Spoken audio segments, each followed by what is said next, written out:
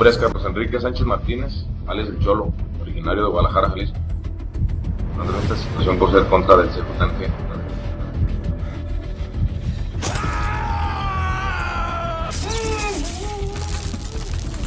Los mensajes hacían alusión a que esta persona se llamaría Carlos Enrique Sánchez, le dirían El Cholo, supuestamente era líder del cártel de Nueva Plaza. El 18 de marzo de 2021, unos peatones que caminaban tranquilamente por una plaza pública en el municipio de Tlaquepaque se toparon con una escena verdaderamente siniestra. Un cuerpo sin vida se hallaba sentado en una banca, envuelto en bolsas de residuos negras, pero lo peor era que tenía un narcomensaje dibujado a cuchillo en su torso. Las autoridades fueron notificadas de inmediato, y si bien el cadáver estaba en un estado que le impedía ser reconocido, los reportes forenses concluirían en que efectivamente se trataba del cuerpo de uno de los criminales más buscados de México, Carlos Enrique Sánchez, más conocido como El Cholo. En este video vamos a contarles la historia de un narco que pagó el precio más alto por su traición. La gran mayoría de quienes siguen este canal ya deben saber que el Cártel de Jalisco Nueva Generación es una de las agrupaciones criminales más grandes del planeta. Obviamente su fuerte está concentrado en el narcotráfico, pero tienen muchos otros negocios en paralelo que lo posicionan como uno de los imperios criminales más terribles de todos los tiempos, entre los que se encuentran el tráfico de personas, el contrabando e incluso la trata de blancas. Esta poderosa organización ilegal está liderada por Nemesio Oseguera Cervantes, más conocido como El Mencho, un siniestro capo narco con un manejo de la violencia sin precedentes. El CJNG es un desprendimiento del Cártel de Sinaloa, su más importante competidor y principal rival en el territorio occidental de México. El enfrentamiento entre estas dos facciones inició cuando El Mencho decidió declararle la guerra personalmente al Chapo Guzmán, líder del Cártel de Sinaloa.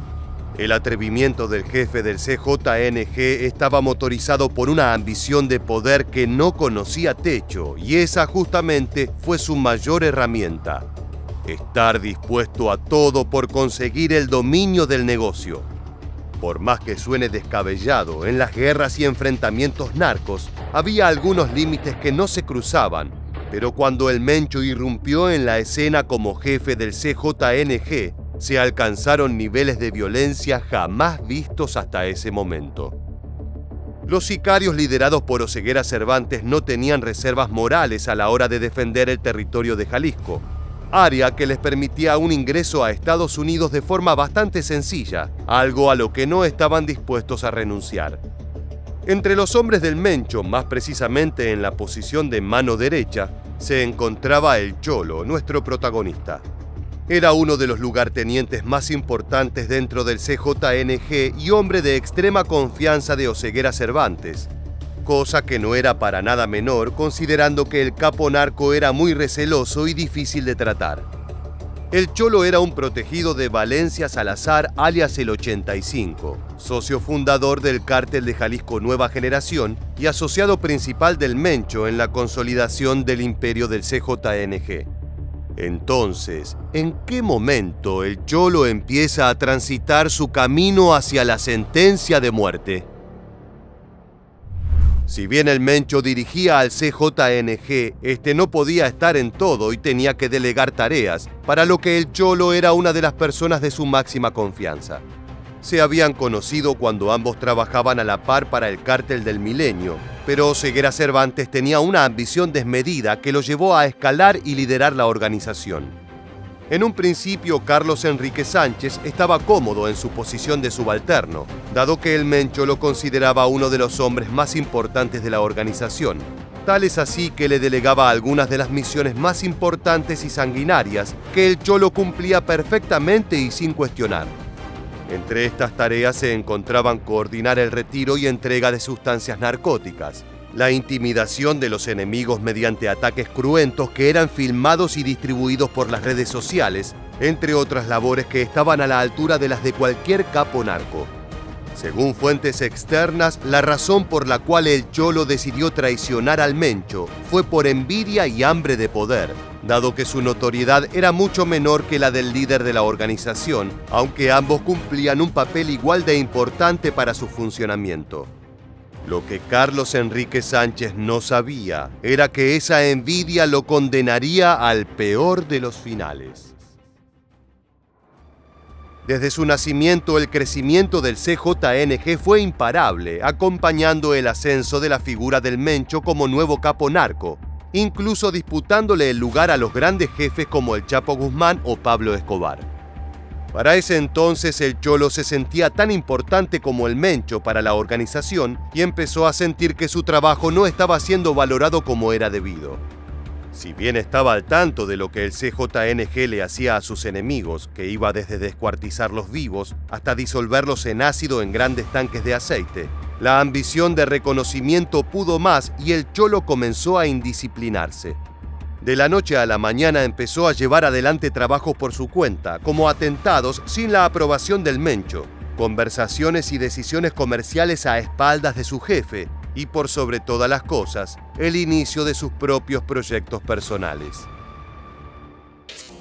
Esto generó una serie de discusiones y peleas entre los dos colegas, que fue coronada con el atentado a uno de los principales aliados del Mencho, Marcos Hernández, alias El Cartón, que fue baleado en su auto por orden del Cholo.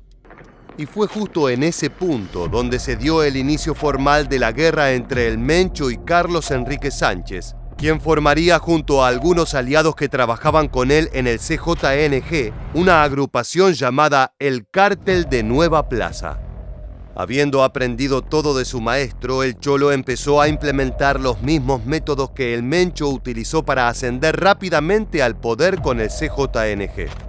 La organización Nueva Plaza empezó a masacrar integrantes del cártel que lideraba Oseguera Cervantes con el fin de dar un mensaje claro y además tomar el territorio y las calles que necesitaban para empezar la disputa por el dominio de esa zona comercial. Realmente comenzó así una guerra sin cuartel, en la que se mataban siniestramente de un lado y del otro, dejando también muchas víctimas civiles. Carlos Enrique Sánchez sabía que contaba con una organización demasiado pequeña como para derrocar al Mencho, por lo que necesitaba apoyo de una agrupación más sólida para lograrlo. Es entonces cuando entra en negociaciones con el Cártel de Sinaloa, eternos enemigos del CJNG, y es el acto por el que la guerra entre el Mencho y el Cholo se iba a volver despiadadamente personal. El Cártel de Sinaloa financiaba los atentados que el Cholo Sánchez organizaba contra el CJNG y contra el Mencho en particular, cosa que enfurecía al líder narco. Sánchez contaba con una ventaja que los de Sinaloa no conocían. Él sabía exactamente cómo funcionaba el CJNG desde adentro, dado que él junto al Mencho habían ideado las cruentas estrategias con las que llevaban adelante sus negocios y ofensivas. Asimismo, también creía que podía prever cuáles iban a ser los movimientos de Oseguera Cervantes, por lo que estaba seguro de que nunca iba a poder capturarlo y conseguiría salirse con la suya. Carlos Enrique Sánchez estaba terriblemente equivocado. En marzo de 2021, el Cártel Nueva Plaza, junto al de Sinaloa, ya habían logrado conquistar algunos territorios importantes. El ascenso del Cholo como líder narco parecía sellar una victoria contra su antiguo maestro. Sin embargo, y de forma inesperada, el CJNG capturó a Sánchez. Al día de hoy todavía no se sabe cómo fue encontrado, pero se sospecha que el Mencho tenía agentes de contrainteligencia trabajando para él en el Cártel Nueva Plaza.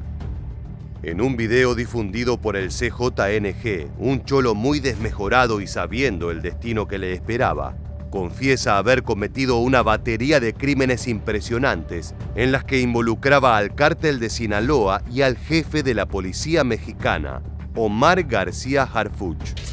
Esto claramente era una estrategia del Mencho para complicar a sus adversarios, ahora que tenía al traidor que trabajaba con ellos en sus manos. Sin embargo, lo peor para el Cholo todavía estaba por venir. 2 días después de la divulgación del video, el cuerpo del Cholo apareció en el banco de una plaza y fue noticia inmediatamente. Después de la autopsia se conocería que el Cholo fue torturado por al menos 48 horas antes de ser asesinado. Rompieron sus 2 piernas en al menos 3 lugares distintos. También se deduce que fue electrocutado por diversas quemaduras en la piel y algunos de sus dedos habían sido arrancados. Como si eso fuera poco, le habían arrancado los ojos y la lengua mientras todavía se encontraba con vida. Todas estas torturas físicas e inhumanas hicieron que los 3 disparos en su cabeza que terminaron con su vida fueran un alivio más que una desgracia. No caben dudas de que la venganza en el mundo narco es algo que se toma muy en serio, por lo que los traidores deben asegurarse de no ser atrapados si no quieren terminar como el Cholo. Si les gustó este video, suscríbanse al canal y denle like para que podamos seguir haciendo contenido como este. Hasta la próxima.